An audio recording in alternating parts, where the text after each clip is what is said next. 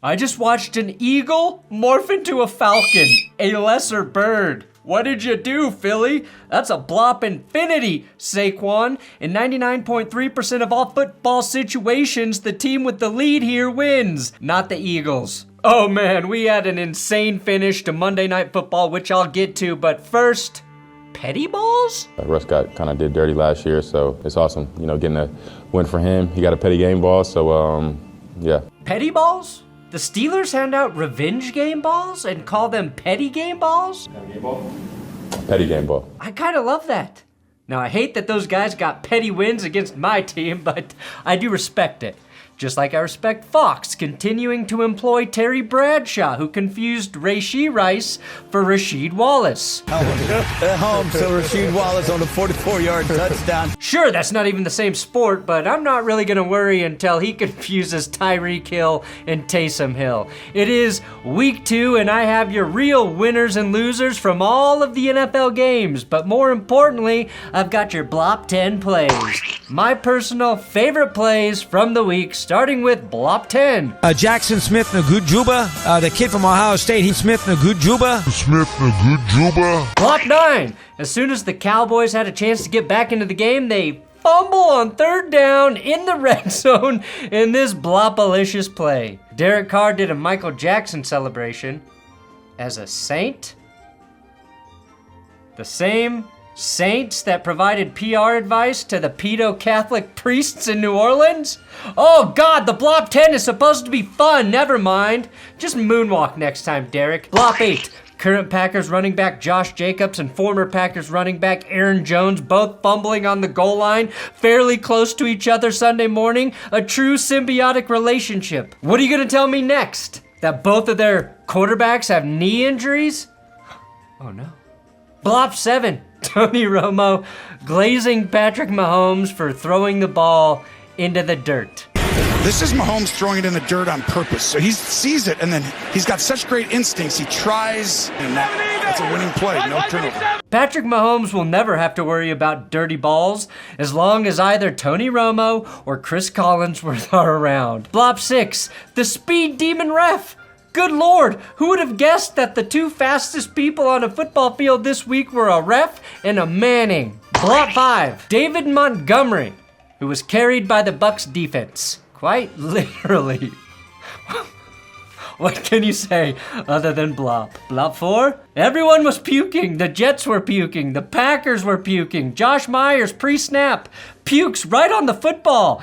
After the game, we learned Malik why he didn't throw the ball on that third down, and he told me that Josh threw up on the ball. I was like, that's the first time I've ever heard that. Matter of fact, the official came over to me, Sean came over to me and said, we saw your center throwing up on the ball. Do you want us to take him out next time? I said, absolutely, please do that. Look, if I used puke on my balls as an excuse for not doing something, I would have never graduated college. Blop 3, Will Levis. Will is playing more like a mayonnaise and cologne model than an NFL QB. He's got back-to-back weeks with the worst turnover in the league. Blop. Will, you are still my king. And like most kings, you are treating me like peasant scum. Blop 2, Bryce Young, executing maybe the worst scramble I've ever seen. Bryce Young was the only quarterback in the league to say, hold my beer, to Tua this week. And Blop 1, Justin Herbert is swearing like a sailor. This is a great sign for Justin Herbert, who's starting to take after one of the greatest quarterbacks of all time. And Blop 0, why does this happen to every Bears quarterback? The flag fest that was Sunday Night Football featured 21 penalties, but no flag for this Azeez Al-Shir face mask punch? Why? Why? Well, I'm glad you asked, because fuck those refs, right? I've got a coffee for it, benchwarmershop.com. If you want to make sure the refs never screw your team, go to benchwarmershop.com and buy yourself some coffee. The cheapest way to get the coffee, because it's not cheap, is with the subscription service. It helps with the overall price, with the shipping. I think you get like 25% off, but go check it out, benchwarmershop.com. We got all kinds of stuff there. But this takes me right into my losing unit, which is the Chicago Bears offensive line. The Bears line sucks, blows. Caleb Williams was pressured on 36 of 37 passing attempts. That's like paying for a home security system, only to watch your house get successfully burglarized 6 out of 7 days during the week. That said, shout out to Nico Collins, who just had a gritty game to keep the Texans in the win column. And now I'm introducing the... Starting with the Seahawks and the Patriots. Both of your teams might be slightly above average, all right? Totally not ass, that's for sure. Rookie receiver Jalen Polk scored a touchdown, and the Patriots simply forgot to cover DK Metcalf on this 56-yard TD. And then the New York Giants got the most from rookie wideout Malik. Won't ya be my neighbors? He scored a touchdown, finished with 127 yards, but couldn't hold on to the most important ball of the day. The Giants kicker Graham Gano hurt on the first play of the game. Ironically, the Commanders signed their kicker Austin Siebert this week, and he blasted 7 field goals, guiding the Commies to a victory with his leg, which means the Giants became just the second team to score 3 touchdowns and lose to a team that scored none. Even worse, Chris Boswell's 25 points are more than the Giants have scored through 2 weeks. And congratulations to Aaron Rodgers, who has never started his career 0-2. That's pretty impressive. Almost as impressive as Calvin Ridley's touchdown grab. The Jets get the win though, as Braylon Allen becomes the youngest player to score a touchdown in NFL history. Guys, he's only 12. Today's show is sponsored by Good Chop and my code That'sGood130. That code will get you $130 off your first 4 boxes of Good Chop meat. That's $10 more than normal, guys. This month, Jess was back at it again, using Good Chop's antibiotic and hormone-free chicken breasts to make pesto lasagna, something she's never made before. Now, we've been getting our box of meat from Good Chop for over a year and a half now, and with 70 plus high quality cuts, they've never not had exactly what we're looking for. Now, you can customize your box with high quality meat and or seafood to be delivered to your home on your schedule. All of their products are sourced from the US of A, exclusively from American farms and fisheries. The seafood is sustainably and responsibly sourced, and I devour their wild-caught salmon all the time. So much so that you guys roasted me for cooking my salmon in a dirty toaster oven last time. Well, I cleaned it, okay? I cleaned it.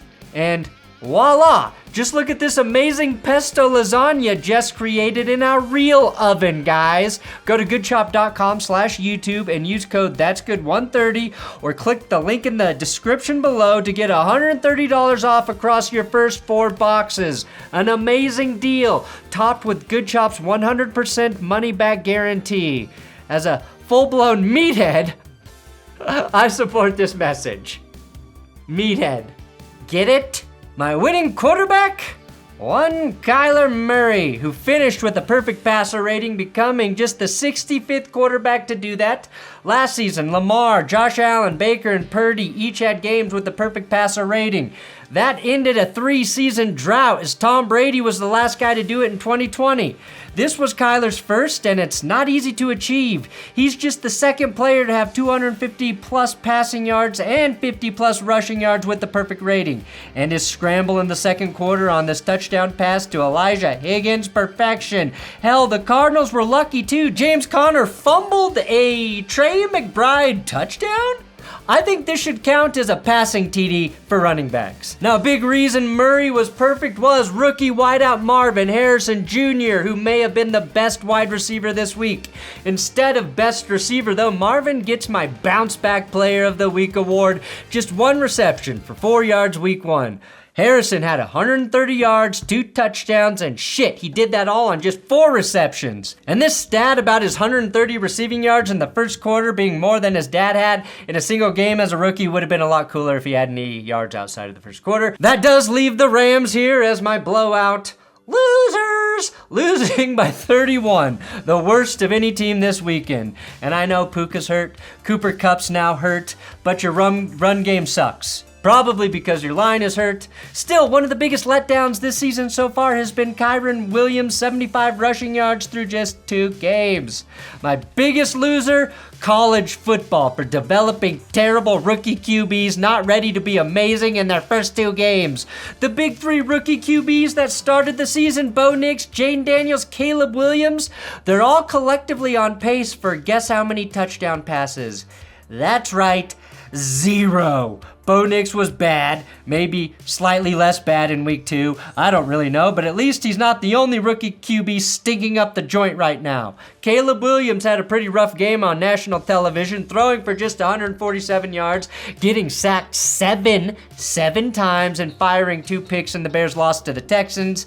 I think it's probably safe to say the Bears won't be getting their first 4,000-yard passer this season. Jayden Daniels was easily the best rookie quarterback of the week, putting up a yards per attempt number that doesn't make you want to throw up.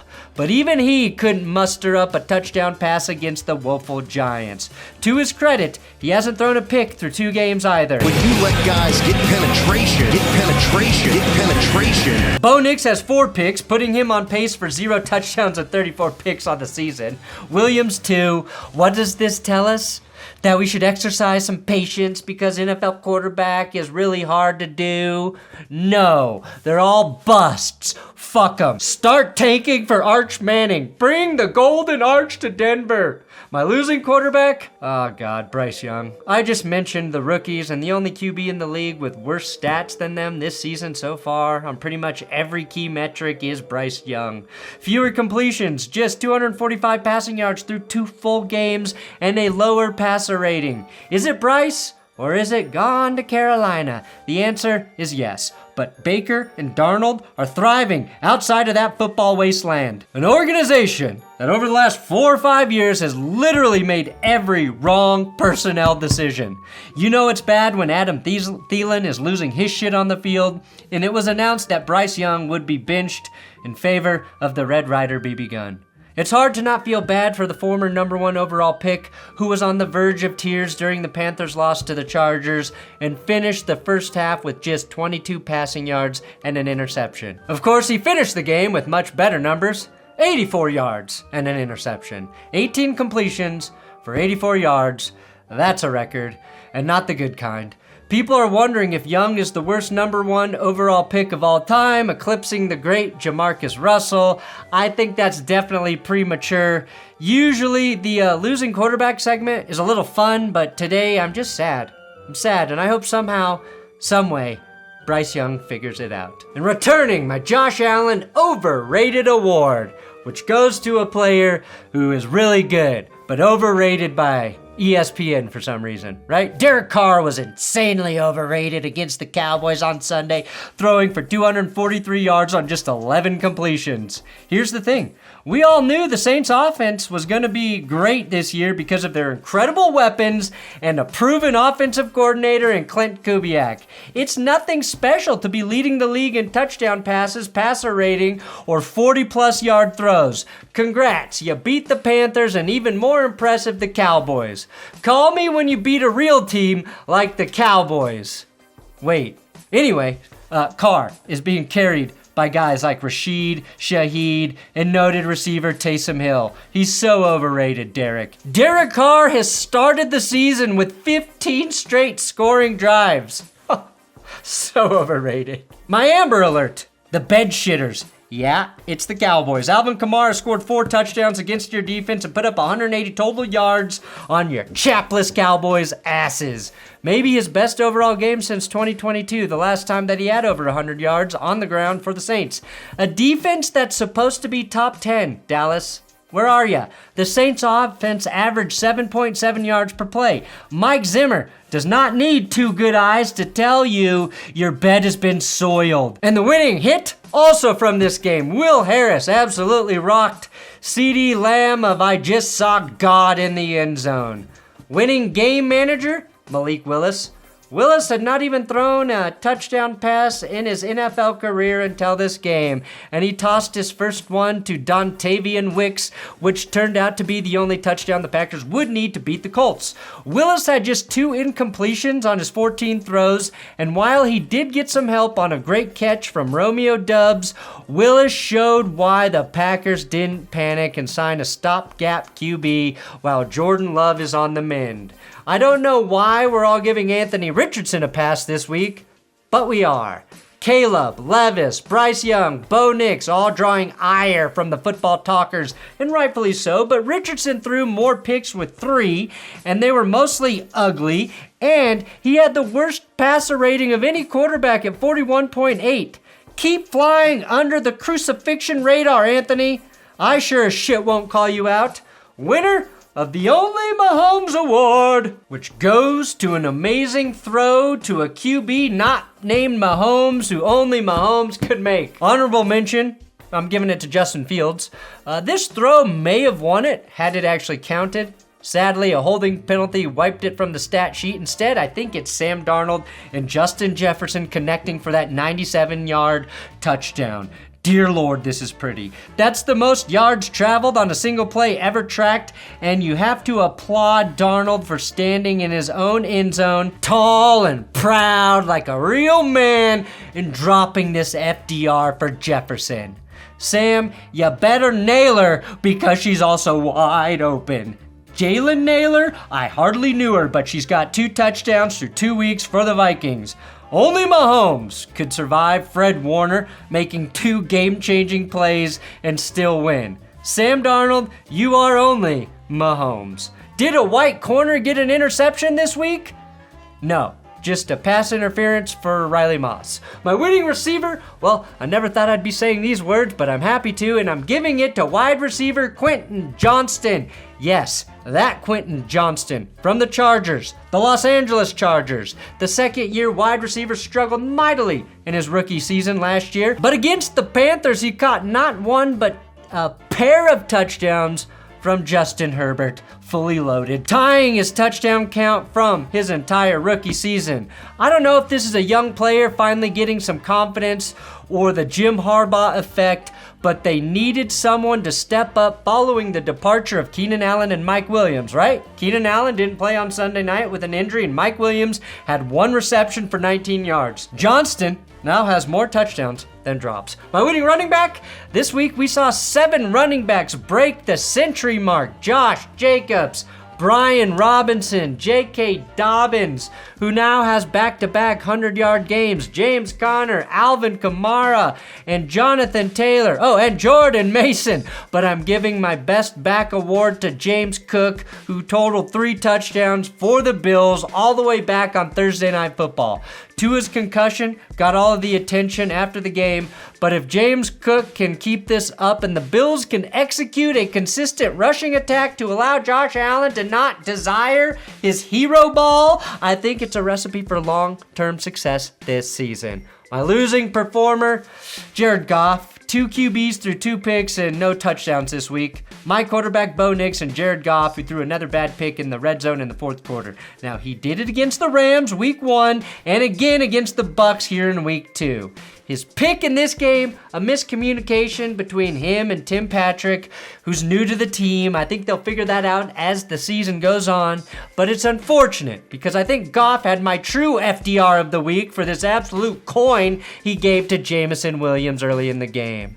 Losing stats, the Lions. Detroit produced 463 yards of offense, converted an amazing fake punt, allowed 0 sacks, and still lost. It's rare you see team stats this lopsided and the underperforming team win. Put simply, Detroit couldn't finish drives and they cost themselves points at the end of the half with 12 men on the field, which gave a 10-second runoff, robbing them of a field goal attempt.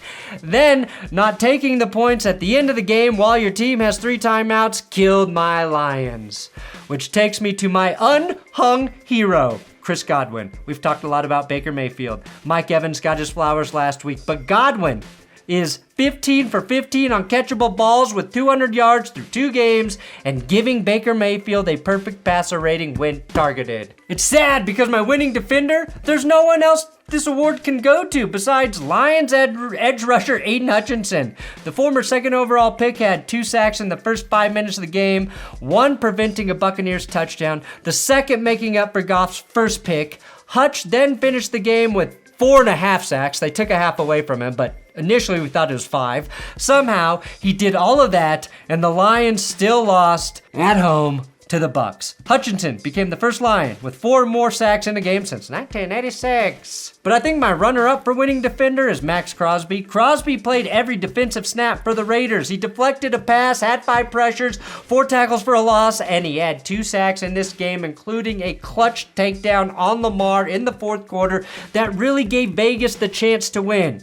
Most importantly, when it mattered, he threatened to kill Gardner Minshew after Minshew threw a pick. Dude, Max Crosby is so damn angry. Real momentum shifter for a man when he thinks his life is on the line. And my winning offensive trio? Shit, Gardner Minshew, Devontae Adams, and Brock Bowers. Look, there's supposed to be a big learning curve for rookie tight ends, but Bowers had 9 grabs for 98 yards in his second game, while Adams had 110 yards.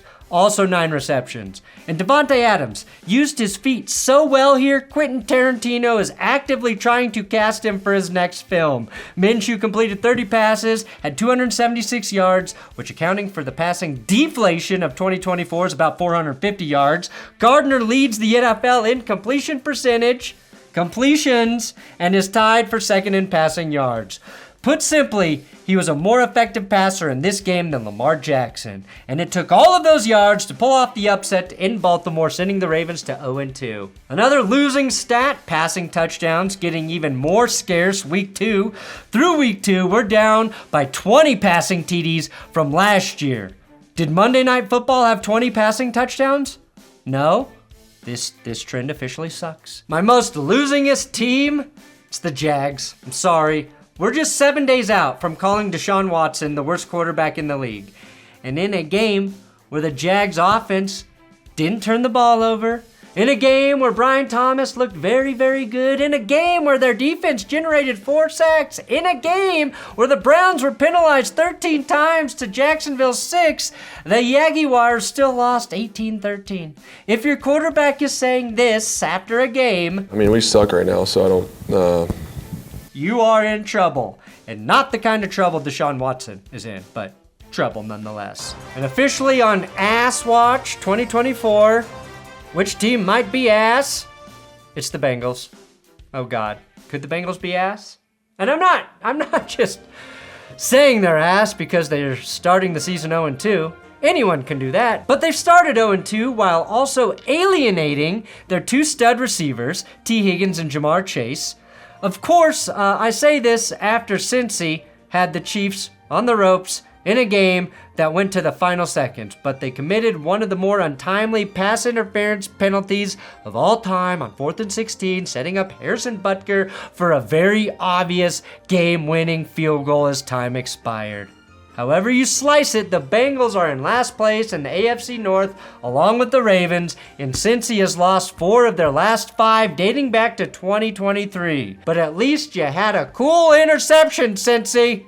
Cam Taylor-Britt talked the shit and he backed it up. That's about it. He can run straight. Taking it away from Mahomes for the second time in the game. Run jet sweeps and just run straight. He talked this week about Xavier Worthy, right, Jim? Feel like you put your hands on him. He's only 100-some pounds. So if you put hands on him, you'll stop the speed. This is Mahomes throwing it in the dirt on purpose. As Aretha Franklin once said, respect. RESPCTE. CTB, Cam Taylor-Britt. Losers, Philly in the final 2 minutes. Look, Monday Night Football was a snooze fest. It was. It got kind of interesting in the second half, but the best part of the game until that point was hearing Bill Belichick say this on the Manning cast. With good awareness, he saw Barkley going through the line of scrimmage and knocked his ass down. It was a heads-up play. Look, in all honesty, I turned the game off. I turned it off after the Eagles picked up this first down Following the 2-minute warning, I said this game is over. Only the Falcons could blow this lead, and they don't have the lead. So, yeah, I was shocked when I checked Twitter 15 minutes later and saw Atlanta had won. Congrats, Atlanta. After getting that first down, the Eagles threw it on 3rd and 3. A nice play call, actually, but Saquon Barkley drops the pass. He catches that 99 out of 100 times, and everyone is dunking on him and Nick Sirianni, but the play before, Philly had the game in the bag. Sirianni smartly dialed up a play to get the Falcons to jump, which they did, but the offensive lineman doesn't move for Philly. None of them. If anyone on the left side of the line there moves back, it's a penalty on Atlanta for a neutral zone infraction or encroachment, whatever. It's a first down. Dallas Goedert knows it. Nick Sirianni is pissed. Philly's offensive line, that is losing situational awareness. Now, after that, Kirk Cousins, who's now 8-6 in prime time, by the way, executed a perfect 2-minute drill. Yes, he learned from me. Drove Atlanta down the field as Vic Fangio inexplicably went into prevent defense, aka doggy style, because you're ready for a pounding, and Cousins clipped the Eagles' wings with this 28th game-winning drive since 2015, second most on earth. And I missed it, because I'm stupid. Thanks for watching Winners and Losers Week 2. Please subscribe here on YouTube. Gotta subscribe, and don't forget to come back tomorrow for Power Rankings. The curse is real. The wheel took down the Cowboys. Who's next? Come back tomorrow.